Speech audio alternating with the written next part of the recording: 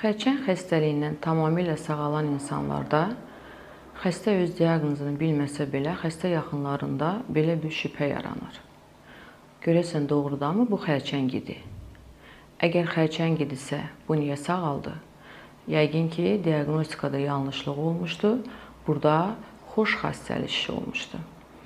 Yəni, xərçəng xəstəliyi olan hər hansı bir yaxınının tam sağaldığını qəbul etməyən kifayət qədər xəstə yaxınları ilə rastlaşırıq.